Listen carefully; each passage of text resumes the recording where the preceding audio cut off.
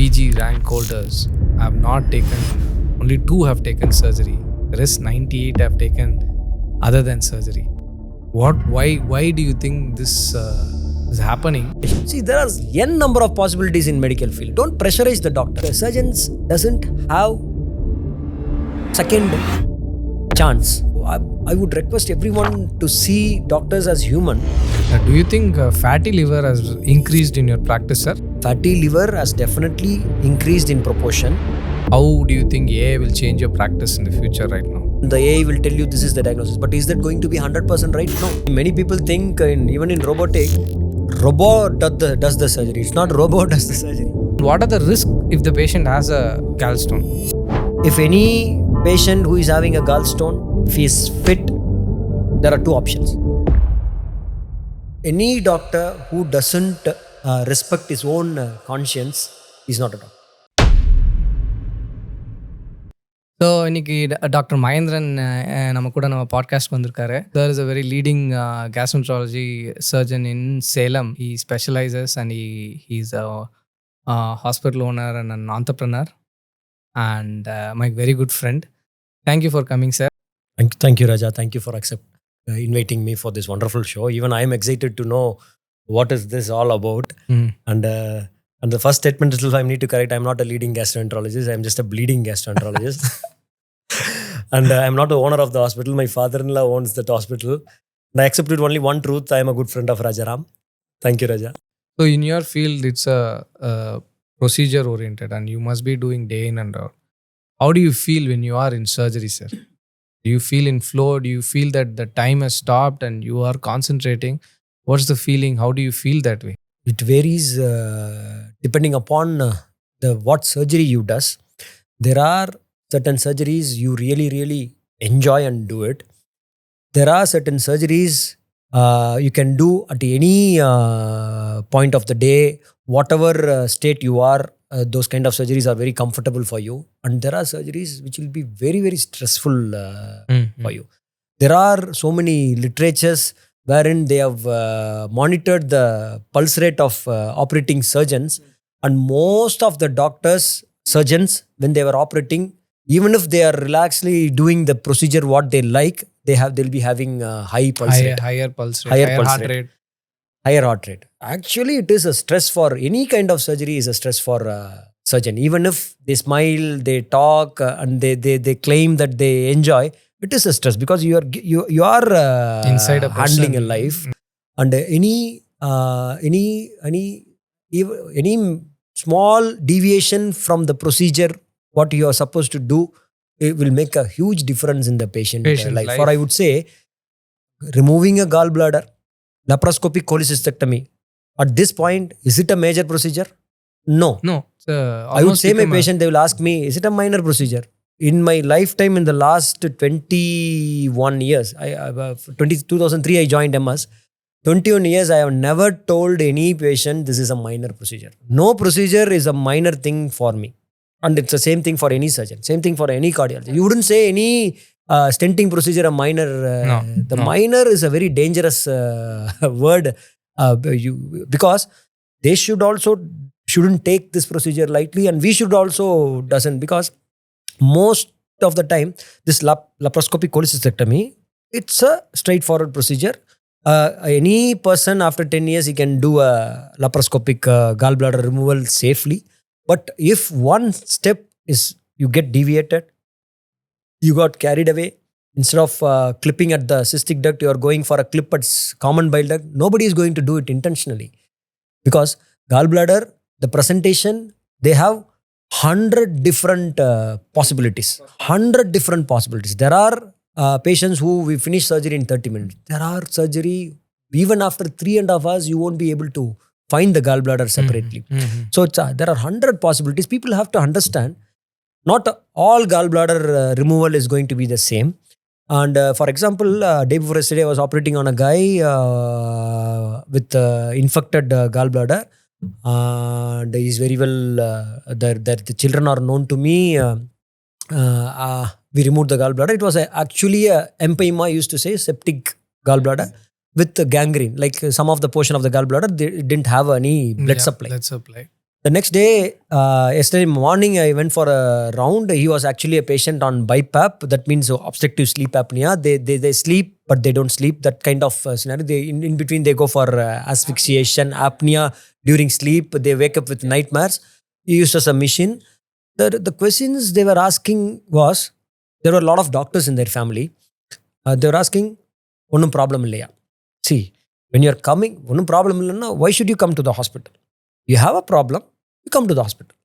So, will that anything go wrong? One time I will say, nothing to worry. If they keep poking again and again, I will tell them, என்னால் medicine தான் பார்க்க முடியும். I cannot say, ஜோசியம் என்னால் பார்க்க முடியாது. That's where they stop. That's where they stop. So, again, the last question they asked, Doctor, if you are confident enough, we will do it here. I said immediately, I don't think and talk, because whatever is right, I'll tell the patient. When you stop, think, and you convey the patient, obviously you'll be masking some facts.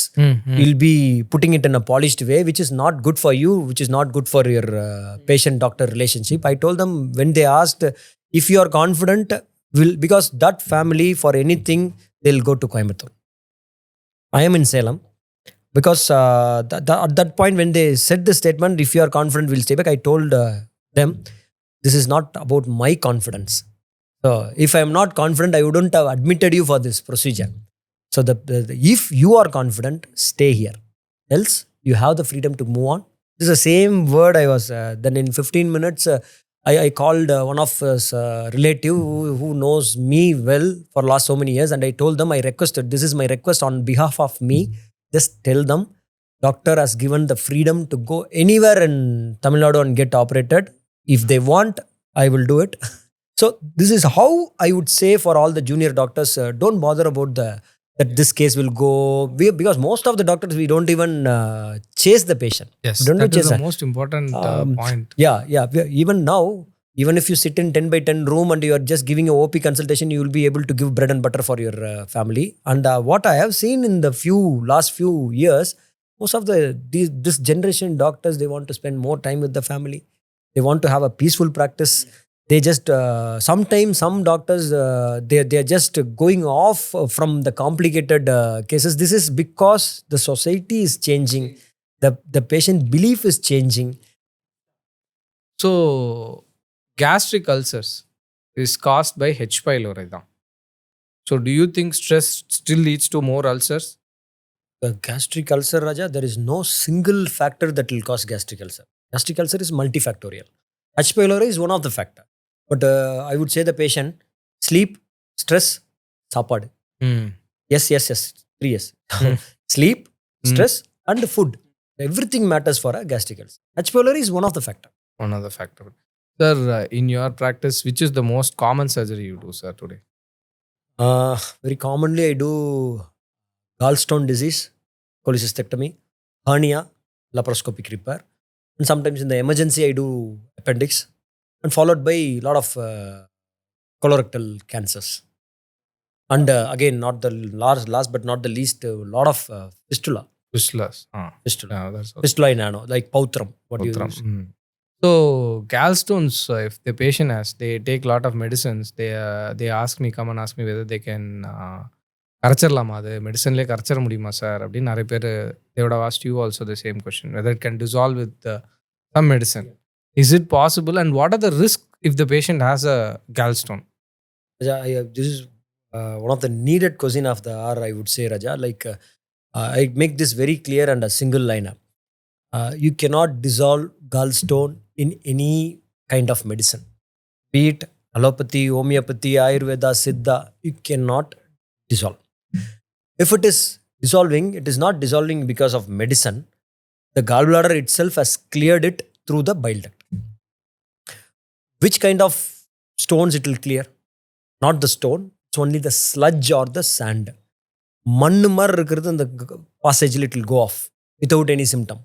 But stones, even if it is small, if it is going into the cystic duct, or the main duct and the gallbladder or connection, it can cause the swelling of the gallbladder with severe pain. If it goes into the main bile duct passage, it can cause jaundice. Sometimes it can cause the pancreas problem. So is it going to happen for all the patients with gallstones? No. 95%, that means 95 out of 100 people having gallstones, they go without any symptoms, they live their life peacefully, they can have a happy life. But 5 out of those 100 patients who are having gallstones, they can end up in soup, they can have some complications. So I make it very clear, there are no medicines to dissolve gallstones. Gallbladder sludge, some dirt, it can go off with your diet, regular exercise, weight reduction, reducing your cholesterol count, because most of the gallstones are cholesterol stones. More cholesterol you have secretions in your bile, the bile becomes less soluble. And so that is the reason for sludge. The sludge will form into a stone. My point to the audience will be clear. If any patient who is having a gallstone, if he is fit, there are two options. Option one, if you are knowing it, there is a stone, go and do the surgery. What kind of surgery? I'll come to that point, because again, that is another question. Whether you will remove the stone alone or the gallbladder, the whole thing. But I'll come to that later. If they are fit, you documented a stone, option one, go for surgery, a planned procedure. Option two, I don't have any symptoms. You say 95% of the people doesn't have any symptom, doesn't have any complication. I will come to the hospital if I'm having pain. That is a patient choice. So I give them both the options, option one and option two. I will tell the patient to choose what you want. They will ask, doctor, what do you say? What is the best option? My best option is the first option. That is why I told you the option one. If the patient is a diabetic and he is fit for surgery, documented gallstone, I would say only one option, as far as I am concerned, go for laparoscopic cholecystectomy. Previously, gallbladder surgery was an open operation. It has its own morbidity. Now it has become a daycare procedure. So go for laparoscopy, a planned procedure. You can go home in a day. Why in a diabetic you should go early? Because most of the diabetes, they have neurological damage, diabetic neuropathy. Even if they have a diabetic ulcer, they don't have pain. It will aggravate inside. So most of the diabetics will have a silent MI, silent attack. They were just sleeping, they die. They don't have pain, what you get in even heart attack. Pain is not needed.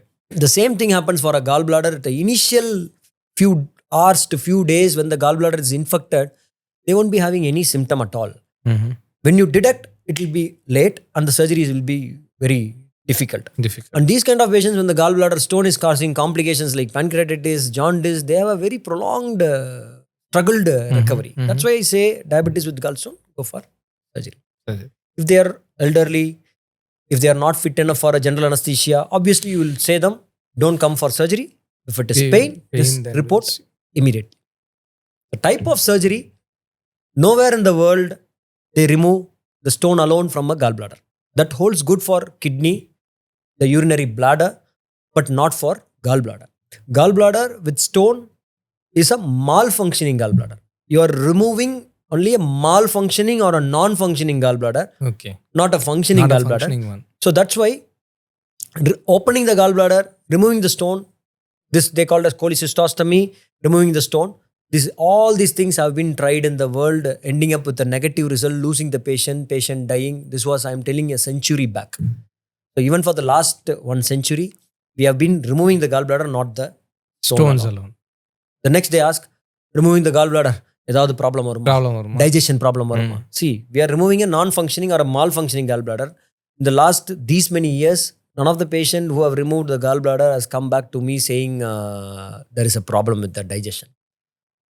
But those patients, if that all they come, you can go back and ask the history. They'll be doing a lot of mistakes in their food habits, the diet, time, everything. They don't take food on time. After surgery, I'm saying. They don't take food on time. They take a lot of junk foods, masala food. Then they blame on the removing the gallbladder is the reason. So we need to be very clear. So the science says remove the gallbladder. It's a non-functioning gallbladder. You don't have to, actually, they don't need to change their dietary habit even after surgery. Have a healthy food diet. Yes. Actually, being healthy is very cheap, sir. I think we are complicating things, Being healthy is the most easiest thing to do. Yeah. But people are not understanding and they are not able to appreciate that simple things Yeah. give them good health rather than going for all these exotic things.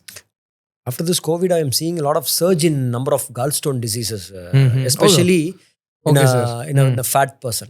Okay. We used to say gallbladder stones are common in fat, fertile, 40, female. Female. Yeah. Fat, fertile, Mm. 40, around 40 years, a female. But now I'm seeing in every age, every gender. There's no difference. I think the lot of junks we eat, this all these online apps, which it's very easy. If you think you want to eat always something, most of us will be having that food craving. Sometimes you think like, இப்போ பிரியாணி சாப்பிட்டா எப்படி இருக்கும், இப்போ what if we eat some fried chicken. We always have that instinct. In those days, 15 years back, you need to ask your father, your mother first. Mother will ask the father, then father thinks, then he will give you money to buy a chicken.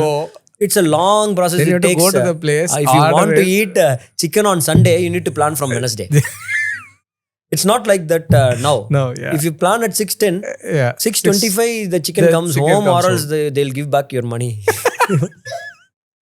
So the people, it's made very easy to eat what you want.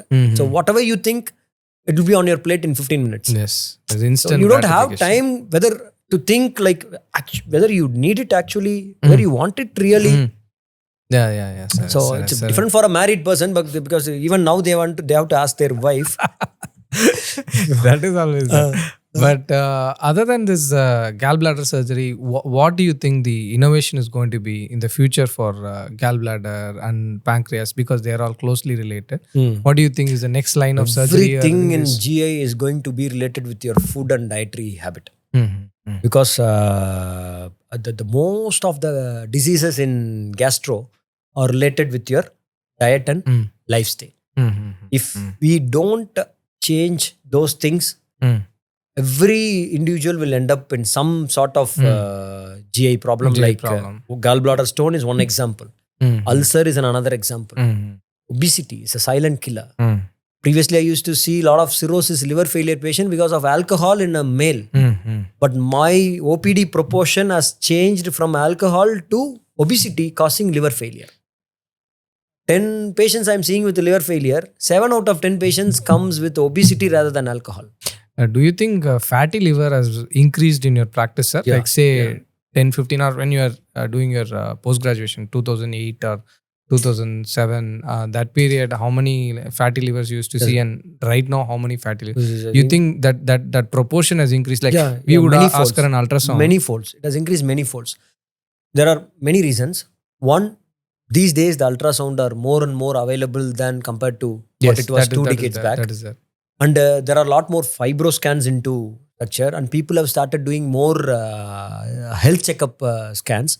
Fatty liver has definitely increased in proportion, and the grades 1, 2, 3, day by day from 1 to grade 2 I'm seeing more, and grade 3 fatty livers, the proportion is increasing every day. That's what I meant.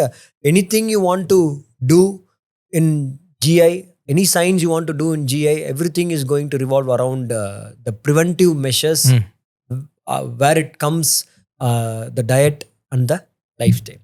Whatever fat you accumulate in your tummy is going to reduce your lifespan. The waist size increases, your lifespan decreases. So what do you think about AI? How do you think AI will change your practice in the future right now? As I told you, I'm not a great reader. That's why I chose surgery. Regarding this artificial intelligence, it's picking up in every field, and AI will be helping you in the medical field for diagnosis. As like even the patient himself can put on all his symptoms and the AI will tell you this is the diagnosis. But is that going to be 100% right? No. The diagnosis doesn't come only with the patient's answers. It comes along with the patient appearance, the patient's skin, the eye, the tongue, the hydration, the body habitus, everything. That's what the clinical examination still holds good for your diagnosis. But still AI will help you with your symptomatology. AI will help you in your diagnosis and planning your surgery, predicting your future. So that is going to come in a big way. But whatever intelligence, AI intelligence comes, people will be benefited only by their own self-discipline rather than by science. Sir, if you're performing a very difficult surgery, on the day, what do you think you'll change your routine to some other way, or how do you maintain your emotional balance during the surgery? And I know the outcome is not dependent on what we do. The outcome is generally not in our hands. We can only do a procedure very well. So how do you manage all these things? Especially you need to plan your day when you're planning for a major surgery. It's all during surgery. There will be a lot of adrenaline rush for you. You won't be thinking of any other thing other than the surgical field, the surgical steps, the arteries, everything. It's more than on the table. It's how you handle before the surgery and after the surgery. As you rightly told, the outcomes are not in your hands. But only thing that consoles us if something goes wrong is we have done our best. We have done what is good for the patient, and we have done whatever it is in a honest way. That will give you some, because any doctor who doesn't respect his own conscience is not a doctor, I would say. So even before answering to the patient, even before answering the society, the public, the media, you should answer your own conscience, manasachi. So most of the doctors will be fighting with their own conscience before they do anything. On a day where I have major surgery, I'll restrict my OPD.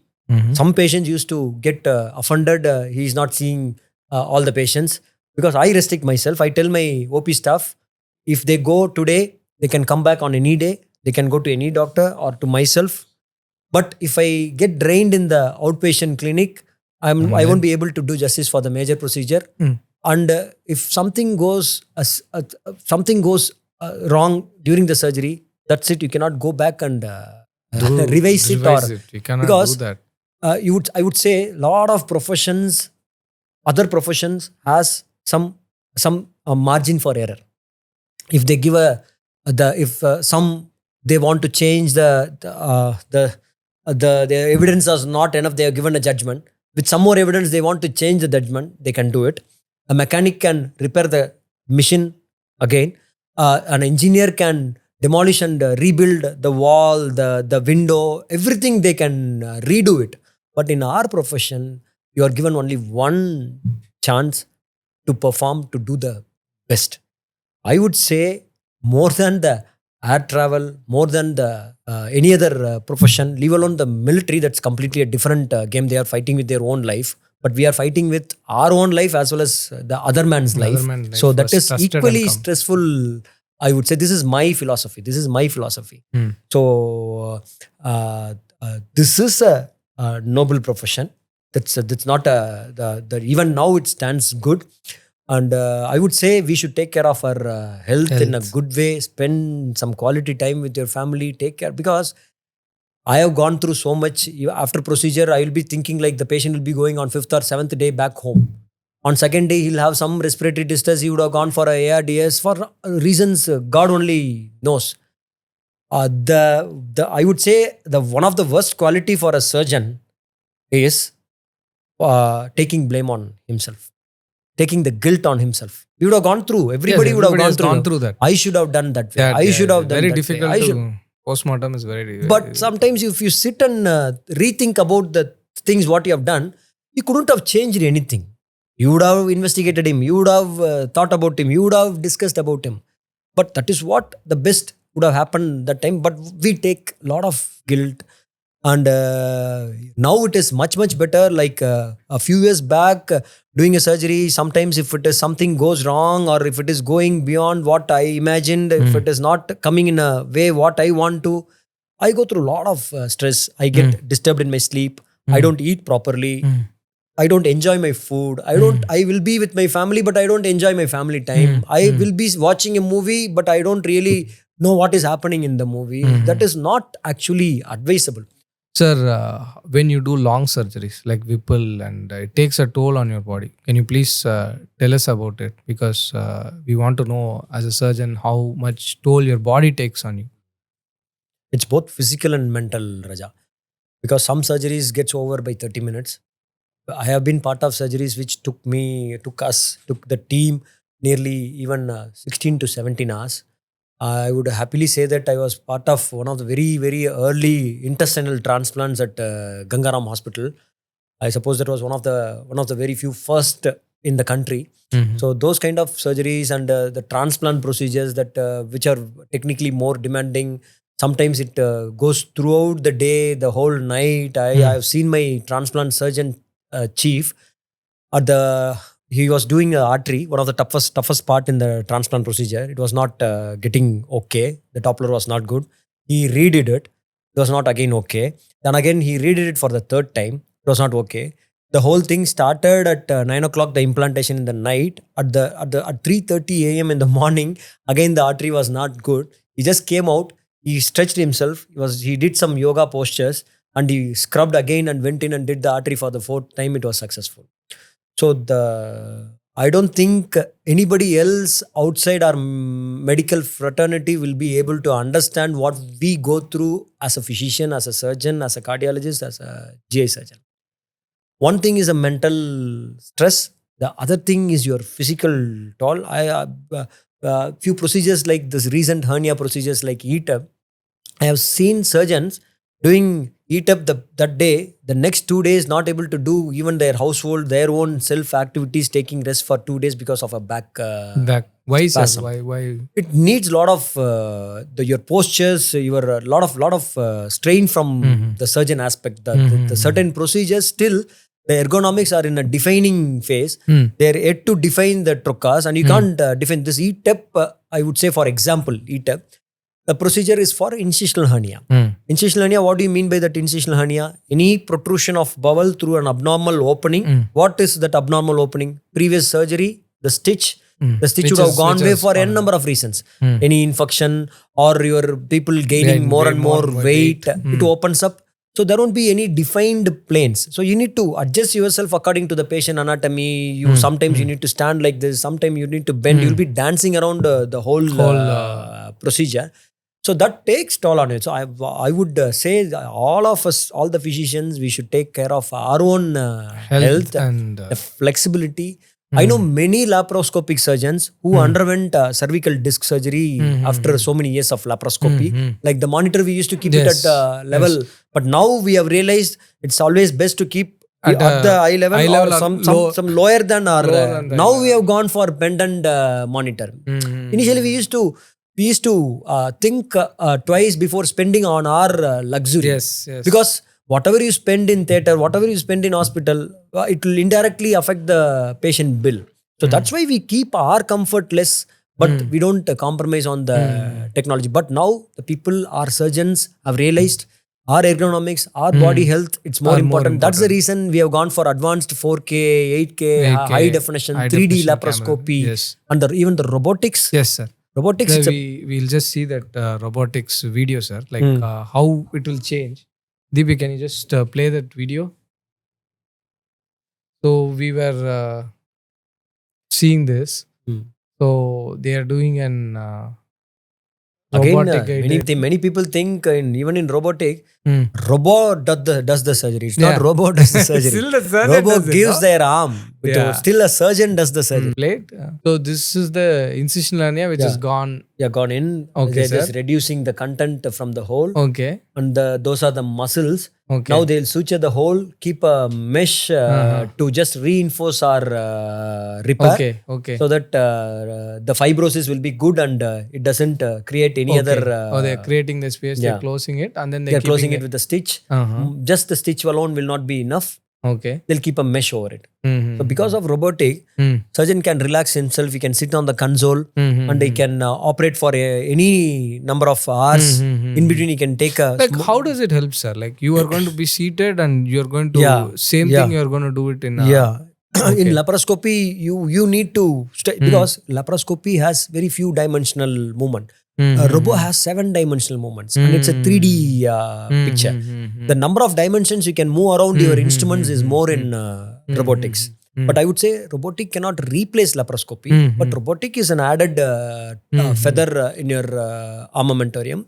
It will make surgeon's life easier for more complex procedure. He can sit and operate. He can take short breaks like few minutes and he can have his own comfortable postures.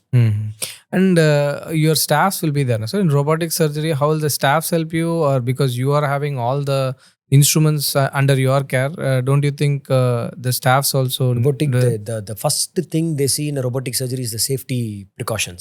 Safety precautions. If any two instruments come very close to each other, the robo will get stuck. That will hang. Okay. It will not move. Okay. It will not move. It will give you the reason why it is not moving. You need to adjust it, then you can go for it. Okay. Another one, there should be another surgeon, one surgeon, main surgeon in the console, sitting near the robo, and he will be operating in a sitting posture. There will be another surgeon who will be an assisting surgeon. He himself will be a efficient, good surgeon. He will be assisting from the patient table. Patient table. There will be an assisting port separately, wherein the assisting surgeon can go in case of emergency, and he can do... if there is bleeding, he can put in a bipolar. If you want to cut a few things, he can go there. He can assist. He can suction. So robotic surgery still involves a lot of surgeon, work from surgeon. Work from surgeon, and it is more work, I feel, right now. Because not like it, as a team, a robo is just an assistant for surgeon. It cannot replace a surgeon. Yeah, it cannot replace a surgeon. And a surgeon's instinct cannot be replaced by any AI, I feel, right now. Instincts are actually better. So that's what. So, sir, what do you do to reduce your stress, or how do you manage your stress, which is most important? See, my circle, my team, my friends are biggest stress busters for me. So whenever I am stressed out, before that, any complicated case, we have a group of surgeons, wonderful surgeons. We discuss before surgery, after surgery, any untoward event we discuss. We share the stress. I talk to them.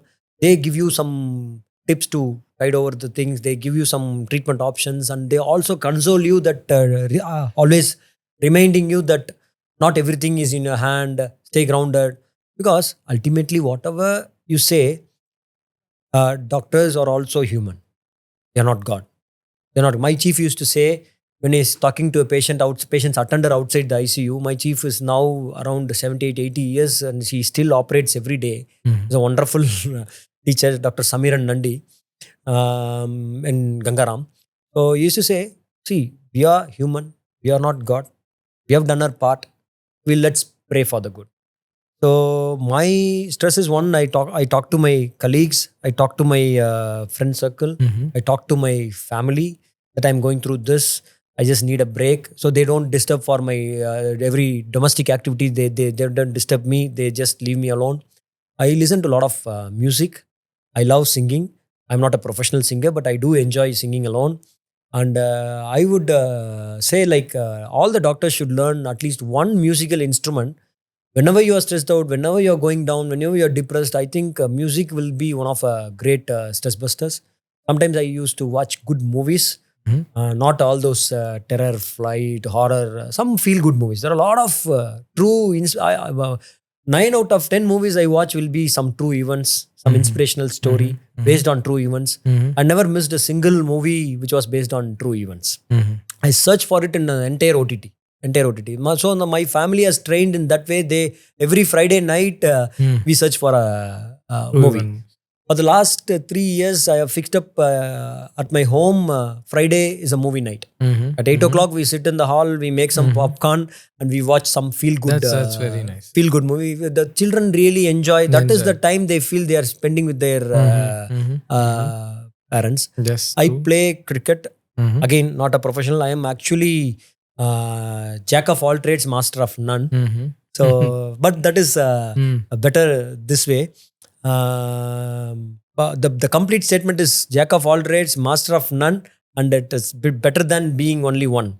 Yeah, that's also there. So I you enjoy get different cricket. Perspectives. I enjoy cricket. Weekend I used to go to my hometown for clinic. Previously I used to sit on Saturday, Sunday afternoon till afternoon I used to see OPD. Now these days Sunday I don't see OPD, only emergencies. On Sunday morning I used to meet up with my schoolmates in turf cricket. That is a big relaxation moments for me. That's nice, sir. Recently, we read an article where I think the top 100 PG rank holders have not taken, only 2 have taken surgery. The rest 98 have taken other than surgery. Why do you think this is happening? And what do you think, what advice do you would give for future surgeons who are aspiring to be surgeons or who want to take surgery up? See, you cannot close down the department of surgery. Whatever it comes, AI, robotic, any advancement in size, they might reduce the need for surgery, but they cannot stop the surgical specialty. The reason I would say the upcoming generation is not preferring to go for surgical side is there are a lot of pressure from the society, a lot of pressure from the media. So I would request everyone to see doctors as human. They don't do anything intentionally. They do whatever it is that is the best of the patient. The one thing I mentioned, like surgeons doesn't have second chance. You don't have a second chance. Do you expect Sachin Tendulkar to go for a century in his first match? And do you expect Virat Kohli to put century in every match? See, when you give opportunities for the cricketers, you cannot expect Rajinikanth movie, all the movies to be hit, all the movies to be more than 100 days, all the movies to cross 100 crore club. But whereas for a surgeon, this society, this people, I don't blame them, but that has been forced into their mind by most of the people who doesn't carry any sense or doesn't serve the society. They just sell all the negative news, all the negative beliefs. Their business run on hatred. But don't do that. Yes. Don't do that. Business can run on even love and affection. They create hatred. It's the same thing for politics. They create hatred. They split the people. They split the vote. Thereby they enjoy the credentials. They split, divide and rule. The same thing what the Britishers were doing. Now we are doing much in a magnitude way. So you don't expect all the Rajinikanth movie to be a hit. Sometimes it flops. You give a chance for cricketer, for a politician, for a movie star, but you don't give a accept chance. If something goes wrong for a doctor who doesn't do it intentionally. Sometimes the disease overtakes. And there are a lot of other things. System itself is different. No, sir. Each patient is different. And the system also works in a different way. They will say, என்ன doctor அப்பண்டிக்ஸ்க்காக வந்த patient 5 நாளா ஹாஸ்பிட்டல்ல ஐசியூல. See, all appendix are not same.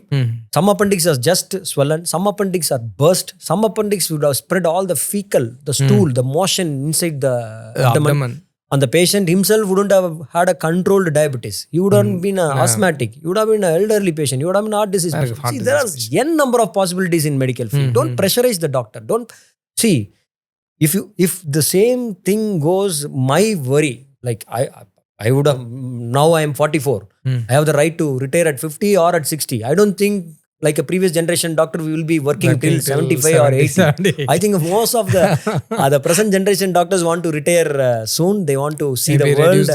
They want to see the world. So if this thing going to happen, most of the doctors will choose a defensive practice. If the sick patient comes, namakku edukku vambu. You just go to a higher center. You just go to a top hospital. You just go into a government hospital. They will start referring the patient, which is even more dangerous for the society.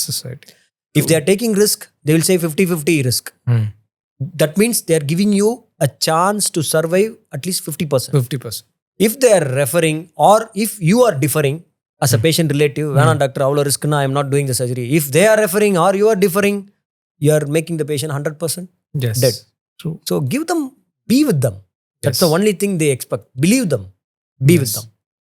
So what would be your favorite movie, sir? I have a lot of favorite movies. One of Name my more... 3. Suddenly if you ask, I can just tell 7 pounds. Oh, okay. 7 pounds. Will Smith's. Yeah. And there are Pursuit of Happiness. Yes, Pursuit of Happiness is a very nice Pursuit movie. of Happiness. There are a lot more, Raja. I can name... You know that Pursuit of Happiness brings me to an interesting story. I don't know why you mentioned it. See, he doesn't have money and he will be in the street with his kid. And the only place he would go there is a church where he would be praying that day. And then that faith and the trust in God was... so huge in that movie, I felt. Yeah. Love for God, and love for his son. So great. And I think he was, what do you say? He was motivated to do better with all the faith. And we don't have anything that faith only saved him and it took to the next level. I feel so. So faith and faith in God or faith in a higher power always helps. And it always helps to have some faith in yourself also, you know. Yeah. It is so important when we are doing an important surgery. I don't go to temple very often. But I am a great believer of something. There is something divine above us, which guides us. Most of the times I do get an instinct. This is something going to go wrong. There is something we are missing. There's something, okay, it is going to be good. Don't worry. So I feel all these things. Kairasi doctor. That is not Kairasi. It's all the goodwill, what you have accumulated and what your ancestors have accumulated. See, there are some hospitals where you operate and you will say like, this is not going to happen. This patient is going to die, but that patient will survive. It is I will say in a hospital, even every brick will have a goodwill. Every brick will have a goodwill, as like a person having a goodwill. So it's all about there is something divine which will guide you. So there are n number of movies. Recently I have seen Unsung Heroes. The wonderful movie. As a family they will succeed. It's a real story, true story. And Ordinary Angels. It's about a transplant for a 6-year-old kid. The entire town will get ready to shift the patient during a cadaver transplant. So that's what it's. Medicine is not a single man show. Yes. It's a teamwork. The team doesn't just include doctors or staff nurse. It includes the patient and the relatives. They are the team. It's not a doctor on one side and a patient and relatives on the other. It's not a cricket match. It's not a tug of war. Yeah, it's a team. It's a teamwork. And everybody. And we need to know that the team comprises, includes the patient and the patient relatives. Yes. True, sir. It was wonderful talking to you, sir, today. Thank you, Raja. And where can you find me, sir? Are you in social media or anywhere? Luckily, Raja, last 4 years I am not into social media. I deleted my Facebook account. Okay. I am very peaceful for the last 4 years because I don't see any news channel. I don't read any newspaper. I don't read any WhatsApp messages. I'm struggling. I'm finding it hard to stay in WhatsApp just to see my patients' reports. Else I would easily quit WhatsApp also. So I'm just practicing in Salem. Yes. And peacefully, I hope. Great, sir. Great talking to you. I have so many lovable patients, lovable story behind my patients. My patients are my strength. I would say they make me a better person every day. Sure. Every day. Thank you, sir. Thank you, Raja. Thank you, Raja.